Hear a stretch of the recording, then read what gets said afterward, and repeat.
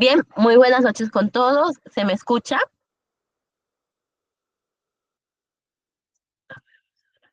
Buenas noches. Me parece que sí, ¿cierto? Perfecto. Entonces vamos a dar inicio a la clase del día de hoy, correspondiente al curso de gestión pública. Estamos en el curso en la clase número 4 el día de hoy. Vamos a hablar un poco de liderazgo, toma de decisiones y gestión de equipos en salud. Es decir, cómo es que trabajando en equipo nosotros vamos a poder lograr que esta gestión o la gestión que pretendemos realizar pues se vea realizada de una manera óptima.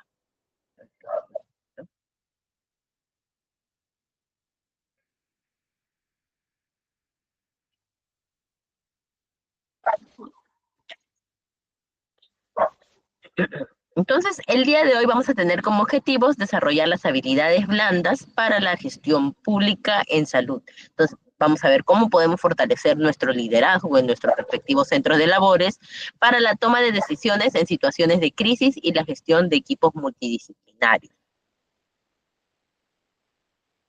Pero antes yo les hago esta pregunta, ¿no? Si ustedes estuvieran trabajando, por ejemplo, en el Hospital Regional de Loreto y de pronto se da un brote epidémico y solamente nos quedan 2 camas UCI disponibles, pero hay 5 pacientes graves en espera. ¿Qué decisión tomarían ustedes como líder del hospital? Un poco difícil esa situación, ¿no? ¿A quién le brindaríamos cama, a quién no y por qué? Ya entra un poco el tema en debate, la ética de cada profesional. Por ahí, en lo que voy explicando, de repente me dejan unos mensajitos sobre ustedes qué harían en esta situación, ¿no? Depende de ustedes decidir quiénes van a usar estas camas UCI.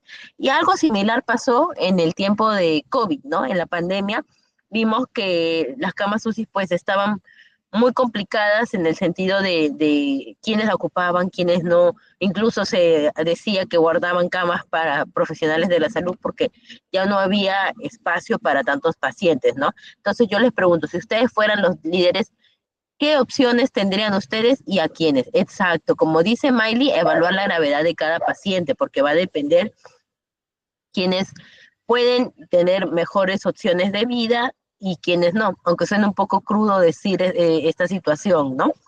Entonces, acá, por ejemplo, yo les he planteado unas 3 opciones. Una sería priorizar a los pacientes más jóvenes, porque sabemos que un paciente que ya ingresa a UCI, pues tiene muy pocas probabilidades de recuperar muchas de sus funciones. Sin embargo, hay más probabilidad en que los pacientes jóvenes tengan esta posibilidad, ¿no? También priorizar a los pacientes con mayor posibilidad de recuperación. Y ahí entra justo lo que nos comentó Miley, ¿no? Miley Álvarez nos dice evaluar la gravedad de cada paciente. Y es así, porque acorde a cómo yo evalúe la gravedad de este paciente, voy a tener esa posibilidad de decidir, ¿no? Como vuelvo a repetir, suena un poco tosco decirlo, pero si un paciente está tan grave que no tiene probabilidades de sobrevivir, entonces se vuelve un poco contraproducente, pues, el ocupar una cama UCI teniendo un paciente que de repente tiene muchas más probabilidades, ¿no? Y por último, bueno, otra de las opciones que yo coloqué acá es rotar a los pacientes más estables hacia cuidados intermedios para liberar camas. Y esto sería, digamos, lo más amigable posible, ¿no? Pero sabemos que en nuestra realidad muchas veces no aplica porque ni siquiera tenemos camas de cuidados intermedios. Entonces, ahí entra un poco en debate cómo tomar esta decisión que es tan compleja. Recordemos que detrás de cada paciente hay toda una familia, una vida, ¿no? Y siempre nosotros como profesionales de la salud nos ponemos en el lugar del familiar, del paciente, mejor dicho, ¿no? Si fuera nosotros o si fuera un familiar nuestro. Entonces es un poco complicado y ahí es donde nosotros tenemos que manejar bastante el liderazgo y nuestras habilidades blandas para poder sobrellevar estas situaciones. En cuanto a lo que es el liderazgo en las instituciones sanitarias, eh, esta es, es la capacidad de influir, motivar y coordinar. Motivar al personal para que pueda venir realizando sus labores, influir a las personas y en los equipos para poder lograr los objetivos que se han planteado. Estos objetivos, recuerden, siempre tienen que estar orientados al bienestar de los pacientes y al bienestar de la comunidad. Es decir, no se trata solamente de un cargo directivo, sino también de ser referente, motivador, generar confianza en nuestro personal. Entonces, para esto existen tipos de liderazgo. Uno es el transformacional. El transformacional es aquel que inspira y motiva a los equipos hacia las metas comunes que tienen, es decir, va a fomentar la innovación, va a transformar a las personas, por eso se le conoce como transformacional. Luego tenemos el situacional, que esta se va a adaptar más que todo al liderazgo según el contexto. Por ejemplo, si un directivo se encuentra en crisis o participativo en tiempos estables, entonces varía dependiendo del contexto. Luego tenemos el liderazgo servicial. Este va a poner en prioridad las necesidades de los pacientes y del equipo, es decir, de los dos, trabajan de la mano. Y esto muchas veces es lo que falta de repente en muchos de nuestros centros de labores, porque a veces vemos que dicen prioriza al paciente, pero a veces también sufrimos un maltrato como profesionales. ¿Me permiten un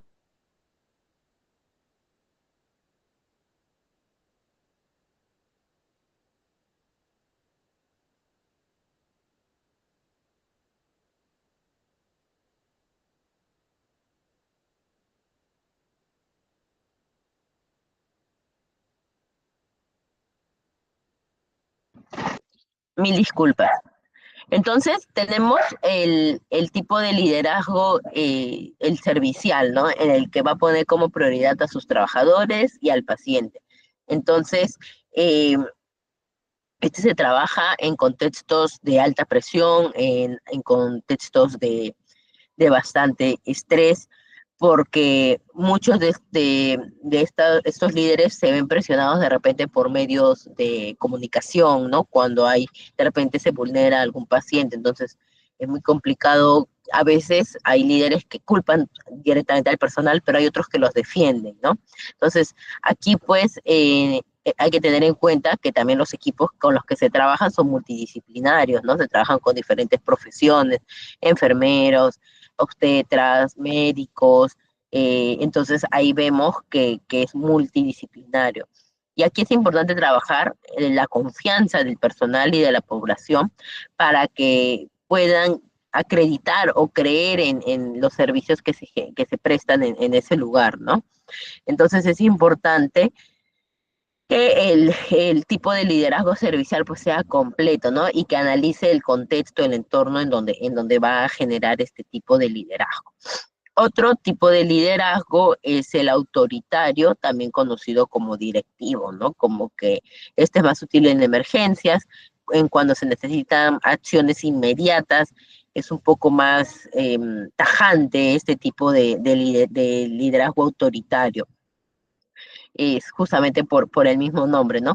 Pero este es poco sostenible a largo plazo, es decir, no podemos tener a alguien que sea tan recto, pues porque a la larga el equipo no confía en él, pierde la confianza y de esa forma pues también pierde autoridad. Otro de los tipos de liderazgo tenemos el liderazgo democrático o participativo. Aquí va a fomentar la colaboración en la toma de decisiones colectivas y es ideal en proyectos de mejora continua. Es decir, este va a permitir que los trabajadores también opinen, ¿no? También él va a permitir, pues, la participación de la población en cuanto a estructuras que de repente pretenden mejorar, ¿no? Y esto se da mucho en las comunidades. En la clase anterior yo mencioné que es bastante importante, no me parece en la segunda, mencioné que hablar con las comunidades es muy importante porque así llegamos a ese vínculo paciente-profesional, ¿no? Y es importante que esto se dé para mejorar, porque en realidad pues podemos plantear un montón de estrategias, pero es necesario saber qué necesita nuestra población. Entonces, ahí también implica este tipo de participación a nivel democrático. Entonces, otro de las competencias claves de un líder en situaciones sanitarias, es importante destacar que este líder, pues nosotros más que todo, que vamos a ser los líderes, tenemos que tener una visión estratégica, una capacidad de comunicación clara y empática con el personal y bastante inteligencia emocional, porque vamos a tener, así como personas que estén a nuestro favor, vamos a tener varios detractores. Entonces hay que utilizar muchísimo la inteligencia emocional, la capacidad para tomar decisiones bajo presión. Y en salud siempre vamos a estar así, siempre va a haber en riesgo una vida, siempre va a haber en riesgo un tratamiento del paciente, la salud del paciente, entonces siempre vamos a estar bajo esta presión. Y es importante que un líder sea ético y transparente en sus actividades para evitar pues que caiga en actos de corrupción.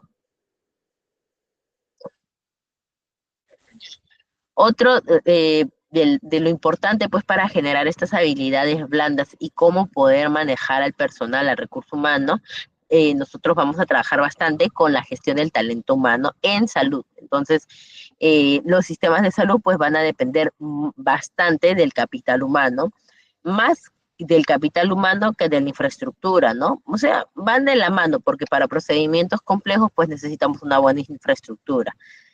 Un hospital también puede tener muchos equipos modernos, pero sin profesionales, que estos se encuentren motivados, capacitados, los resultados van a ser pobres, ¿no? Necesitamos profesionales capacitados pues para dar la talla y que se encuentren identificados con la institución. Entonces, estos equipos del talento humano son multidisciplinarios. Estos van a estar formados por médicos, enfermeras, odontólogos, psicólogos, epidemiólogos, personal administrativo, personal técnico. Entonces, es un equipo multidisciplinario.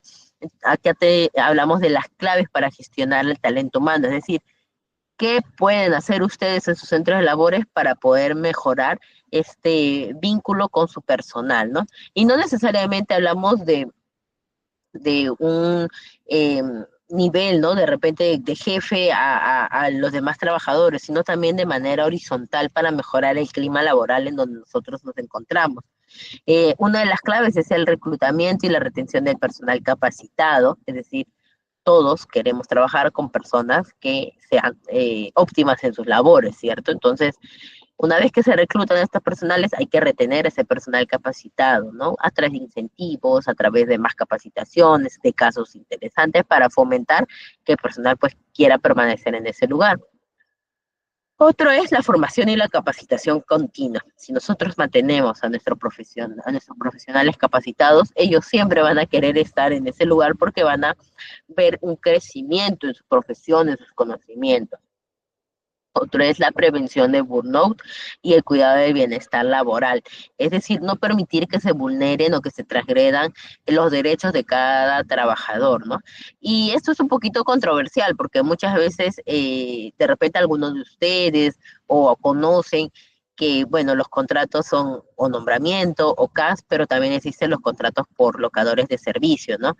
Y hemos visto, justo hace unos días me llegó un video de que una locadora de servicio, una médico era en el video, pues llegaba a su trabajo el 1 de septiembre y el 1 de septiembre de ese mismo momento le avisan que ya no va a trabajar, ¿no? Que deje el lugar donde está trabajando, ¿no? Entonces es complicado porque no estipulaban si cumplía un horario, le dijeron, no, usted no tiene un horario, retírese. Entonces vulneran de cierta forma esos derechos como trabajador, ¿no? Porque de un día para otro dejan de laborar, ¿no? De laborar. Entonces, es importante ahí el cuidado del bienestar laboral también.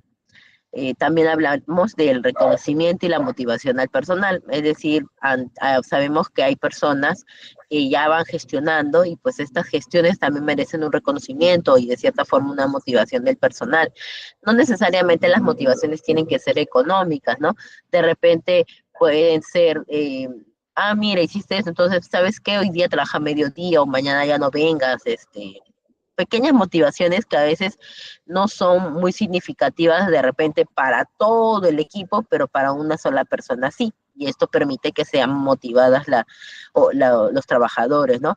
De repente también con el tema de algunos obsequios, ¿no? En el sentido de por ejemplo, uniformes para todos, o un almuerzo en reconocimiento a la labor, ¿no? Que han realizado. Todo este tipo de cosas pues permite que el personal se vaya identificando con la institución, se sienta valorado, se sienta visto. Yo justamente conversaba el otro día con un gestor que se dedica a otro ámbito, que es a la parte hotelera, y me mencionaba mucho que en su trabajo se veía mucho al personal, ¿no? Algo que de repente en salud no lo vemos. Ahí veían que el personal tenga buenas horas de trabajo, que tenga buenos permisos, que tenga que no se pase de sus horas de trabajo, de cuando en cuando les hacen actividades de integración, en cuanto al equipo, les daban a veces desayunos inopinados, entonces todo eso hacían de que se sientan motivados con su institución y digan, este es mi centro de trabajo, ¿no? Entonces, vemos un poquito que eso no pasa en el ámbito de la salud, ¿no? Si bien es cierto, a veces hacemos entornos amigables en nuestros trabajos, pero es por cuenta propia, ¿no? Entonces, qué bonito sería que un gestor vea que el ambiente laboral sea tan bueno que nadie quiera irse, ¿no? Y este personal se fidelice con el ambiente, con la carga laboral, con los pacientes y pues podríamos trabajar mucho mejor. Antes de pasar a eso, también es importante que hablemos un poco de los retos actuales en la gestión del talento humano. Si bien es cierto, pues es importante motivar al personal, actualmente también tenemos una escasez de personal especializado en las zonas rurales. Y lógico, porque en las zonas rurales, como especialistas, pues no, uno no pueden, de repente no tienen los equipos o no tienen el equipo de respuesta, ¿no? Si el paciente está haciendo un procedimiento especializado y el paciente se complica y no hay a dónde referirlo que puedan, o en el mismo hospital no hay el equipo suficiente para reanimar al paciente. Entonces, ningún profesional va a querer atender a un paciente sin tener todos los equipos correspondientes para poder salvaguardar la vida del paciente, ¿no? Existe lo que es también la sobrecarga laboral en los profesionales de primera línea. Estos profesionales pues tienen horas de trabajo que de repente sobrepasan el límite y por falta de personal pues se encuentran fatigados y el trabajo ya no es el mismo. Y también pues existen altas tasas de rotación del personal. Importante que la rotación pues se dé en momentos claves, no en todo momento porque perdemos, digamos, esa continuidad de atención de los pacientes. Si bien es cierto, no nos vamos a acordar de todos nuestros pacientes, seguramente les ha pasado que cuando vuelven a ver a uno de ellos, recuerdan de qué se trataba el caso en particular de este paciente, ¿no? Independientemente de que revisen la historia clínica, ¿no? Pero se crea esa fidelidad, o el paciente te dice, doctor, ¿se acuerda que usted me dijo esto, lo otro? Entonces ya vas recordando y se crea ese vínculo, ¿no? De confianza con el paciente. Y hay estudios en donde demuestran que los pacientes, solo por confiar en su profesional de la salud, muestra cierta mejora en el tratamiento. Entonces, eso también deberíamos de tenerlo en cuenta en cuanto a la gestión del talento humano. Eh, también, perdón, se movió. En cuanto a las estrategias para gestionar al talento humano, es importante que veamos la selección y la retención a través de procesos de contratación, procesos transparentes y estímulos para evitar la fuga de talento, ¿no? Y que sea más una contratación por mérito que por otro tipo de influencia, ¿no? Para poder tener un buen personal, ¿no? Si bien es cierto, estamos en el Estado, o estamos enfocándonos esta gestión en el Estado, yo les hago la comparación con una empresa privada, ¿no? Siempre como menciono, imagínate que es tu empresa. Si fuera tu empresa, ¿contratarías a ese personal? ¿Sí o no? Si es no, entonces para el Estado tampoco, ¿no? A veces tenemos esa idea errada de que, ya, o se ha familiarizado tanto en el Estado que contratan, es su familiar de tal, ya recomendado y por eso ingresa. Y ahí viene el tema de, ¿es una personal capacitado? Si fuera tu empresa, ¿tú lo contratarías? Si es no, entonces no deberíamos contratarlo tampoco en el Estado, ¿no? Hasta que esta persona se capacite o cuente con el perfil idóneo. Entonces, es importante que para el proceso de reclutamiento también se tenga a cabalidad los puntos que debe de tener este profesional en cuanto a la capacitación continua, actualizar a nuestro personal en protocolos, en tecnologías, en enfoques de salud, en cuanto al bienestar laboral, que sean turnos adecuados, hacer las pausas activas, apoyo psicológico, porque no es lo mismo trabajar de repente en una computadora que trabajar directamente con una persona, ¿no? Con un paciente, y más aún, estas personas vienen saturadas, molestas, eh, muy desanimadas por el estado de salud de ellos mismos o de sus familiares. Entonces, toda esa carga a nosotros también nos afecta. Entonces, debe haber siempre un control psicológico a manera de bienestar laboral. En cuanto a los reconocimientos y motivación del personal que les mencionaba, oportunidades que se presenten también oportunidades de crecimiento para el profesional, y es muy importante que busquemos que se trabaje en equipo, promover la integración de distintas disciplinas en el lugar del trabajo y sobre todo en esos lugares donde están fragmentados, ¿no? Ver que haya una sinergia en los equipos. Por ejemplo, hay en algunos países, por ejemplo en Perú también se han implementado los programas de rotación rural, que son el SERUM, ¿no? Para poder llevar a profesionales a zonas rurales. Pero de repente también sería bueno ver esta manera de incentivo a manera de especialistas, ¿no? No de repente todos los días, pero sí eventualmente para que pueda también haber atención especializada en provincia, ¿no? Entonces esto, por ejemplo, sería un ejemplo de cómo gestionar el talento humano para poder llegar a las zonas rurales o más distantes. En cuanto a la toma de decisiones en crisis sanitarias, es importante tener en cuenta que en una crisis, ya sea por una epidemia, por un desastre, por falta de insumos u otros factores, esta requiere de decisiones rápidas, informadas y éticas. Entonces, ¿qué va a caracterizar a una crisis sanitaria? En una crisis sanitaria, nosotros vamos a ver alta incertidumbre en la población, en el profesional, va a haber escasez de recursos, escasez de medicamentos, va a haber presión del tiempo, es decir, tienes que atender rápido al paciente para que salga rápido de alta porque te necesitamos liberar la cama, hay expectativas de la población y de los medios de comunicación. Entonces, en base a todas estas condiciones, es necesario que se tome una decisión de manera rápida, pero tiene que ser fundamentada, ¿no? Entonces debemos estar preparados, por eso es que se necesita mucha inteligencia emocional para responder en estos casos. ¿Y cómo es el proceso de toma de decisiones en la crisis? Primero, vamos a hacer la recolección rápida de la información. Primero me tengo que empapar de todo lo que está pasando. Basarme en los datos epidemiológicos y en los datos clínicos confiables, cómo están las estadísticas de salud. eh, una vez que ya tengo toda la data, comienzo a analizar las opciones. Y esto es un equipo, ¿no? No solamente una sola persona, porque diferentes personas tienen diferentes puntos de vista. Entonces, al análisis vamos a tener un equipo y vamos a considerar opciones realistas dentro de los recursos disponibles, es decir, dentro de lo que tengo, qué puedo usar, qué me sirve para poder evaluar las opciones que yo tengo. Luego vamos a hacer una valoración de la ética, vamos a priorizar la equidad, es decir, para todos de acuerdo a sus necesidades, justicia y beneficio colectivo.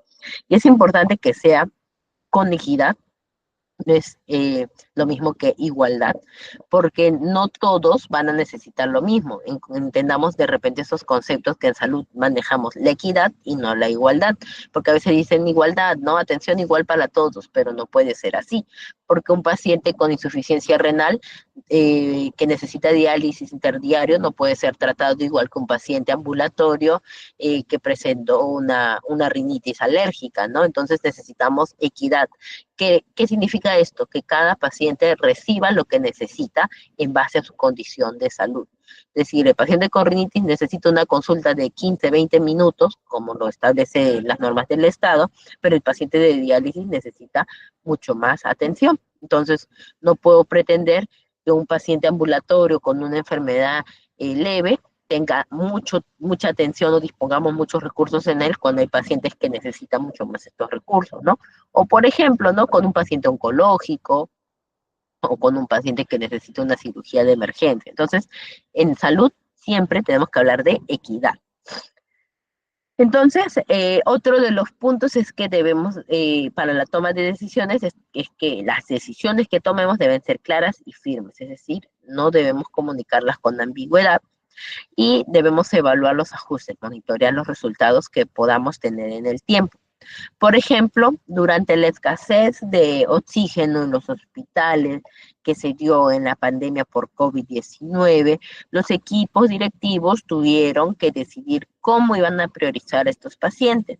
Algunos usaron criterios de gravedad, algunos usaron probabilidades de supervivencia. Entonces, estas decisiones se debieron de comunicar con sensibilidad y transparencia. Entonces, son decisiones difíciles, pero que deben de ser comunicadas a través de estas decisiones claras y de manera firme, sin ambigüedades, para no entrar en tela de juicio, ¿no? Que por qué a uno sí y al otro no, pero fueron decisiones muy difíciles, muy complejas, que se debieron tomar en los tiempos de pandemia, en los tiempos de crisis. ¿Y qué factores van a influir en esta toma de decisiones? Uno de ellos son los factores técnicos. Vamos a hablar aquí de las evidencias científicas, de los protocolos clínicos, y lo mismo para este ejemplo de a qué paciente le das el oxígeno y a qué paciente no. Entonces, hay guías técnicas nacionales e internacionales que te van a permitir establecer qué paciente tiene estas condiciones o no, a través de estos mismos protocolos clínicos. Pero también existen los factores políticos que vienen a ser por presiones de autoridades o grupos de interés.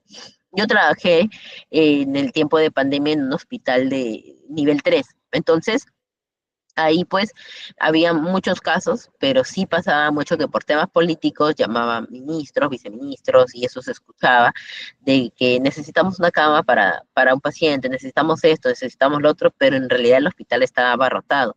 Pero esto tenía mucha influencia en la toma de decisiones que tenían los funcionarios de repente, ¿no? Después, otro de los factores que influyen en esta toma de decisión. Me olvidaba mencionarlo. Si bien es cierto, estos factores políticos influyen, no quiere decir que uno como líder lo realice o no lo realice. Solo es una influencia. Entonces va a depender de cada uno de ustedes cómo van a tomar este tipo de influencia. Después tenemos los factores sociales, que viene a ser la percepción de la población. ¿Cómo es que la población ve a su centro de trabajo, ¿no? El impacto y la confianza a nivel público, ¿no? Que por ahí digan, ay, no, yo no me quiero atender ahí porque ahí se muere la gente, ¿no? Entonces, ¿a qué punto llegamos, no? ¿Qué nivel de confianza tenemos? O no voy ahí porque todos los que trabajan ahí están de mal humor y piensan que te hacen un favor, ¿no? Entonces, a veces escucho ese tipo de comentarios por parte de los pacientes. Entonces, está en ustedes, en todos nosotros como equipo, pues hacer que se cambie esa visión que tienen los pacientes de nuestro trabajo, ¿no? Factores emocionales también influyen en la toma de decisiones, por ejemplo, la empatía que se pueda tener con los pacientes, el estrés, el miedo. Entonces, como líderes, pues si tú ves que un amigo tuyo está mal, por más que los criterios te digan que este paciente no puede utilizar el oxígeno porque va a ser en vano, o más aún, si es un familiar, pues tienes esta empatía mucho más fuerte, va a ser más difícil que tomes una decisión. Si es que la tomas, pues definitivamente el factor emocional va a tener mucha influencia. Otro de los puntos que mencionamos hoy es la comunicación efectiva en los equipos multidisciplinarios. Al inicio de la sesión hablé de que, bueno, en los centros de trabajo trabajamos con enfermeros, con obstetras, médicos, odontólogos, psicólogos, nutricionistas, una serie del equipo multidisciplinario, las trabajadoras sociales, el personal técnico, el personal administrativo. Entonces, ¿cómo nos comunicamos con diferentes tipos de profesiones, ¿no? Que cada uno tiene un, un tema muy importante, una función muy importante dentro de su centro de labores. Entonces, aquí vamos a hablar sobre la importancia de la comunicación en salud. Muchas veces los errores de la comunicación son una de las principales causas de las fallas de la atención sanitaria. Por ejemplo, un mal traspaso de información puede costar vidas, ¿no? Y por eso a mí me gusta mucho que yo he visto en los hospitales, pues las enfermeras hacen su relevo y se van paciente por paciente y se explican uno por uno. Y eso es muy destacable porque conoces cada caso y eso es a cada cambio de turno, ¿no? Y debe ser así porque en realidad pues no estás transfiriendo un documento, estás transfiriendo una vida, ¿no? Al cuidado de una vida y lo mismo hacen los médicos, las obstetras también hacen lo mismo, entonces es importante que haya esta comunicación en salud. y no debemos permitir que por roces personales, pues esta comunicación se vea afectada y diga, ah, ok, escríbemelo y de ahí no me hables, ¿no? Entonces es importante el diálogo. Por eso existen estos retos en la comunicación. Por ejemplo, las diferencias de jerarquía, las diferencias que a veces existen entre los profesionales de salud con el personal técnico, el trato que se deben de tener, ¿no? A veces este trato traspasa lo respetuoso y se vuelve irrespetuoso, ¿no? Entonces es muy importante que manejemos esa basal, ¿no? Para evitar percances con otros profesionales dentro de nuestro entorno laboral. Otro de los retos es el lenguaje técnico, cuando es incomprensible para algunos miembros del equipo. Y no me dejará mentir de repente si acá hay algún personal administrativo que trabaja en salud. Y me pasaba mucho, yo también trabajé unos años en el área de referencia, que nos dejaban las referencias pues de los médicos y tenían una letra ilegible. Felizmente pues yo sí los comprendía, pero había un personal que era el digitador, que también trabajaba en el tema de salud, pero era muy difícil comprender la letra de muchos de los médicos, ¿no? Y lo mismo pasa ahora para el registro de los FUA, si mal no tengo entendido, cuando van a digitarlo, pues el diagnóstico en los puestos de salud lo escriben a mano y no se entiende, entonces, ¿qué van a digitar, no? Entonces, el lenguaje técnico debe de ser comprensible. A veces, como profesionales, también colocamos siglas. Por ejemplo, ¿no? Si yo hablo de alguna afección dental, puedo colocar caries endoclusal, yo coloco caries entre paréntesis O, ¿no? Y de repente otros profesionales no lo van a entender, qué significa la O, ¿no? A veces coloco OP, ¿no? ¿Qué significa OP para uno y OP para otro? Después hay unas siglas que he visto bastante cuando las obstetras utilizan la G y una serie de números que sirven para indicar cuántas gestaciones tuvo la madre, si estas fueron con recién nacido, vivo o fallecido o hubo pérdida. Entonces son siglas que de repente entre profesiones no las vamos a comprender. Es importante que si vamos a comunicar algo, este lenguaje técnico sea amigable por las dos partes, ¿no?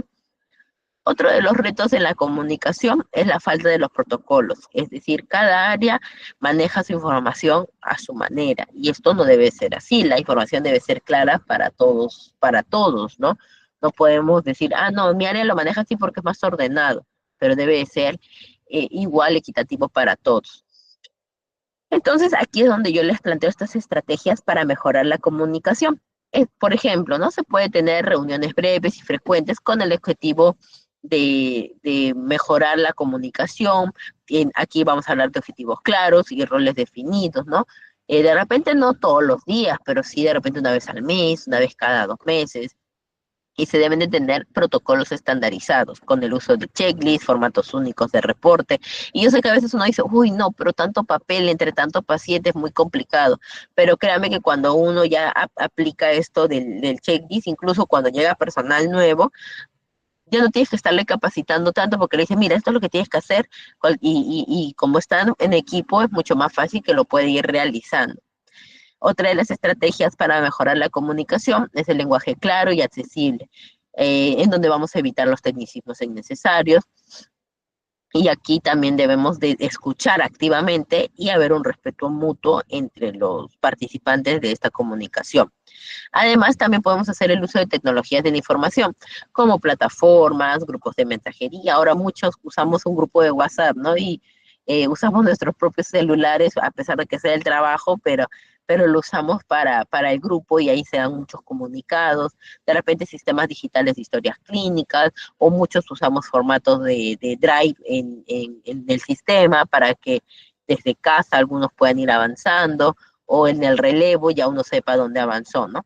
Por ejemplo, la Organización de la Mundial de la Salud, Organización Mundial de la Salud, implementó el checklist de cirugía segura, ¿no? En ella incluye un protocolo de verificación antes de cada operación y con esta medida se redujeron las complicaciones y mortalidad postquirúrgica en hospitales de todo el mundo. ¿En qué consiste? Que antes de cirugía tienen que marcar, por ejemplo, lo que es necesario para la cirugía, ¿no? Antes dice, tiene apósitos, tal, tiene jeringas, tal, ¿no? Y va marcando como que un checklist de todo. Entonces, a veces tenemos mucho conocimiento y nos podemos olvidar un paso, pero tener un checklist es una buena manera de implementación para mejorar y tener un equipo de trabajo con una comunicación muchísimo más clara. Además de hablar de la comunicación, es importante que haya una conexión de liderazgo entre la gestión de los equipos y de la decisión. Es decir, un buen líder en salud debe de saber gestionar al personal y debe de cuidar su motivación y sus capacidades. Debe de tomar decisiones rápidas y éticas, especialmente en las situaciones críticas. Debe también promover una comunicación abierta y afectiva para evitar errores. Es decir, es mejor comunicarlo que evitar a que la bomba explote, ¿no? Y también debe promover el que siempre se recuerde que siempre detrás de cada decisión hay una vida humana. No trabajamos con documentos solamente, trabajamos con vidas. Entonces es importante que siempre se recuerde que debemos de tener ese tino para estar con los pacientes. Entonces, como siempre, a mí me gusta hacer mucho estas actividades para poder retroalimentarnos. Yo les pido que igual escaneen este QR o en el chat me puedan colocar esta pequeña actividad. Yo les hago este ejemplo, ¿no? En un hospital saturado, con brote epidémico, con recursos limitados, cómo decidir, cómo organizar la respuesta inmediata desde su profesión. Entonces, escoger un rol dentro de las funciones en salud, es decir, desde su profesión. Por ejemplo, yo soy cirujano dentista.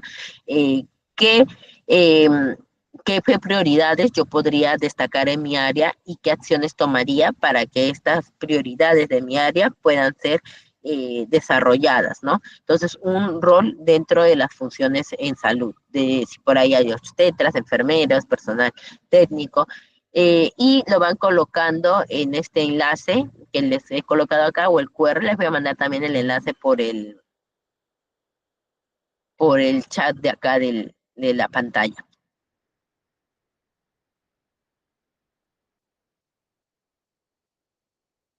Me avisan si tienen alguna duda, si pueden ir ingresando. Ahorita les voy a mandar el enlace y si no pueden ingresar, no se preocupen, me lo dejan acá en el chat del mensaje, ¿no? Ustedes díganme qué profesión tienen y en su área cuál sería la prioridad y qué acciones tomarían para una respuesta inmediata a los brotes epidémicos y que tienen recursos limitados, ¿no? O sea, imagínense, ustedes trabajan en un hospital, este hospital está saturado y desde su profesión, eh, cuando está saturado, todo el mundo tiene prioridades, ¿no? De repente por servicios, ¿no? Neumología quiere más, no sé, quiere más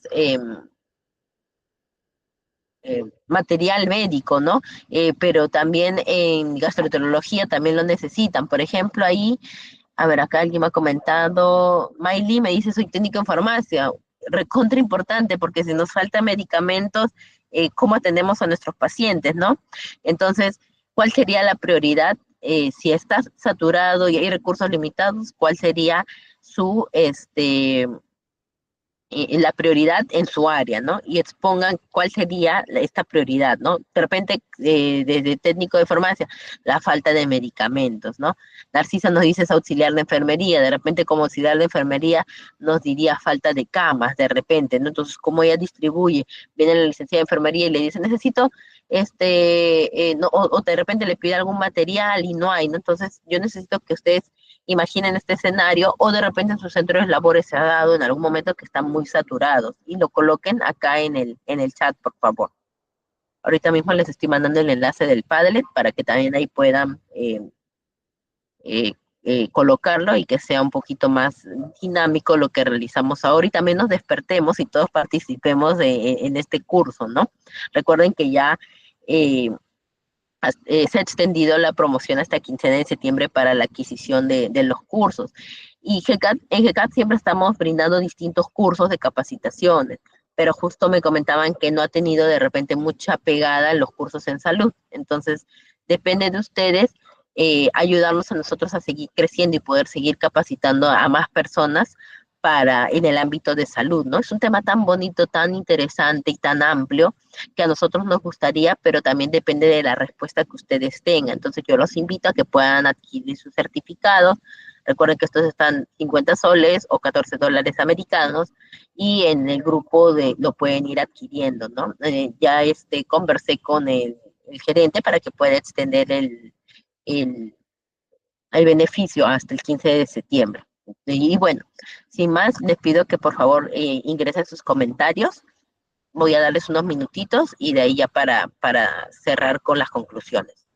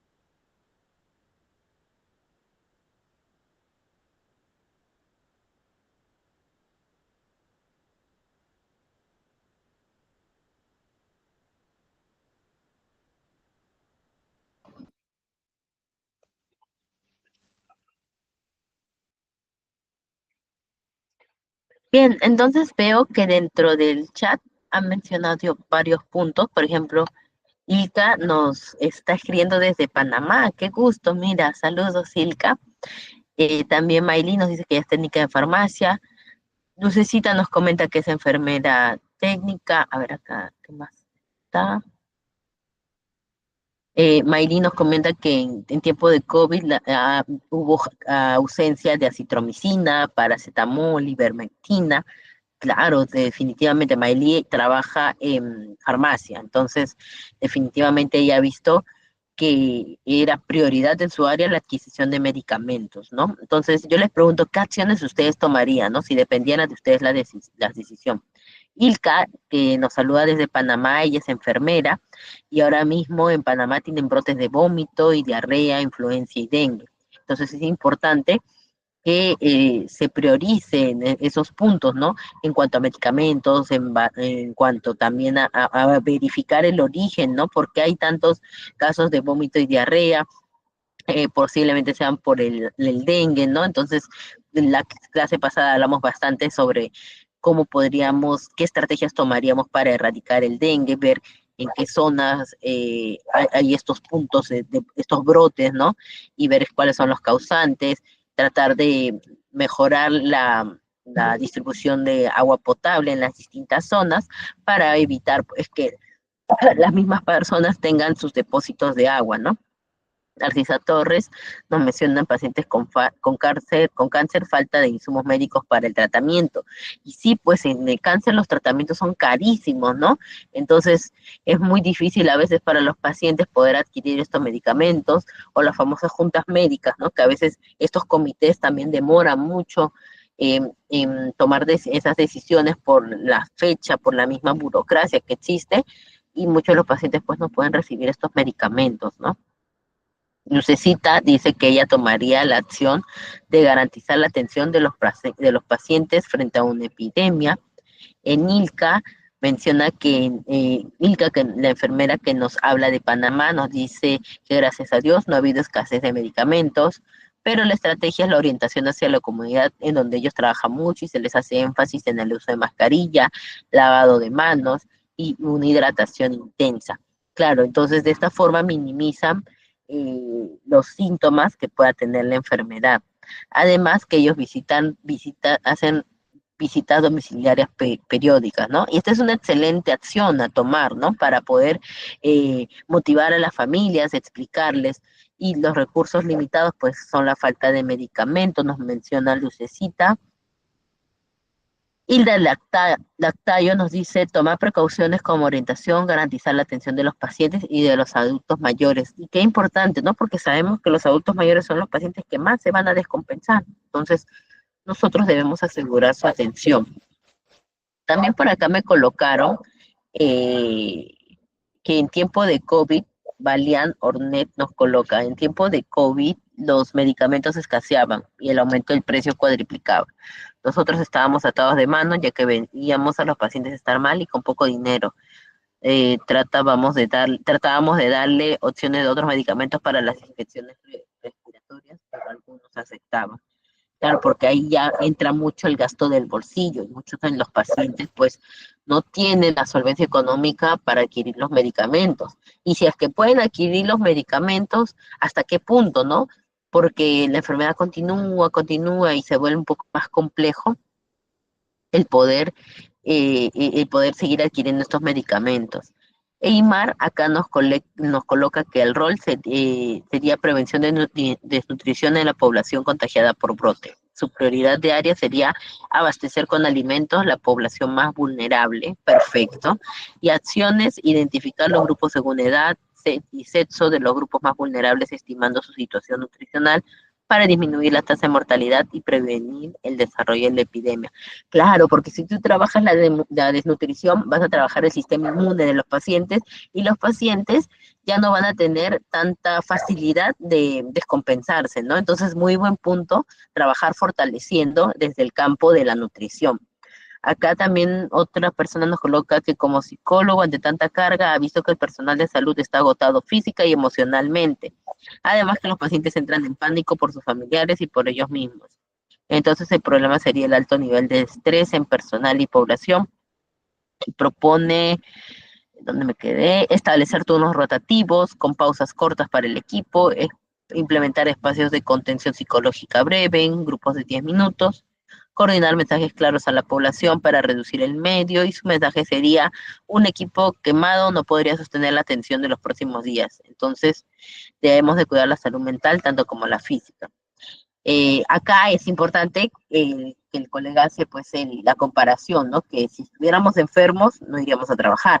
Y lo mismo pasa que si estuviéramos con un tema psicológico, con mucho estrés, pues deberíamos de calmar esa situación para posteriormente seguir con nuestras labores. Rosalí nos comenta que en un brote epidémico ya se organizaría asignando los recursos de manera eficiente, incluyendo el personal de salud y los suministros y equipos. Priorizaría la atención de los pacientes según la gravedad de su condición. Claro, justamente ahí entra lo que habíamos mencionado, ¿no? La equidad, que no es lo mismo un paciente ambulatorio que un paciente que te ingresa como para UCI, ¿no? Entonces es como que tienes que ser equitativo, no es el mismo nivel de importancia, sin desmerecer la atención de cada paciente, claro, pero no es lo mismo una atención ambulatoria, que es algo muchísimo más sencillo, que muchas veces es una fiebre que con paracetamol lo controla, que un paciente pues que está completamente descompensado. Entonces me da gusto, como siempre, que cada vez más participe.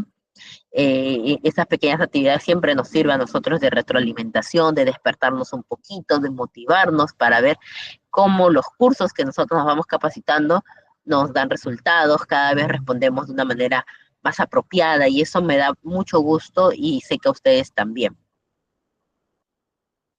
Entonces, ya para ir cerrando, recordemos que la planificación estratégica va a organizar las acciones y los recursos, y aquí yo les pido que ustedes recuerden que en estos puntos claves es importante la comunicación constante, que un líder de salud requiere ser empático, tener una visión y capacidad de decisión.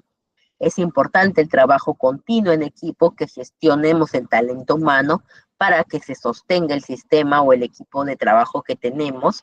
Valorar los logros y motivar es muy importante. Las crisis exigen decisiones rápidas, éticas y coordinadas, pero debemos también de valorar los logros y motivar a nuestro personal. Y la gestión que realicemos debe ser ágil e inteligente, con un sustento. Por eso es que tenemos guías de práctica clínica. La comunicación es el pegamento que mantiene unido al equipo. Entonces, nosotros tenemos que mantener unido a nuestro equipo y vamos a tener una gran fortaleza para poder laborar. Un líder en salud no busca brillar solo, sino encender la luz que permita al equipo salvar vidas. Es aquel que va a dirigir todo un equipo, ¿no? No es el único que va a brillar, sino es que brilla, pero para poder atraer a todo su equipo. Entonces, como siempre, yo les agradezco su participación activa. Recuerden que pueden adquirir sus certificados si tienen alguna duda, alguna consulta, si están interesados en que podamos seguir llevando o mostrando más cursos gratuitos. Nosotros siempre estamos haciendo publicaciones en nuestras redes sociales, así que los invito a seguirnos, a que les den like, a que nos recomienden para poder seguir expandiendo conocimientos. Recuerden que GCAP siempre está comprometido con la enseñanza, pero también les pedimos su apoyo, ¿no? En la participación, en sus buenos comentarios, en sus recomendaciones, la adquisición de sus certificados, porque eso a nosotros nos suma para poder seguir solventando y brindando este tipo de capacitaciones gratuitas. Yo les agradezco de por sí toda su participación, y conmigo será hasta la próxima y última sesión. Así que espero que sea de su agrado y les deseo muy buenas noches, que mañana tengan un excelente día laboral y puedan ir aplicando todos los conocimientos que hemos ido adquiriendo en el transcurso de este lindo curso. Gracias y buenas noches.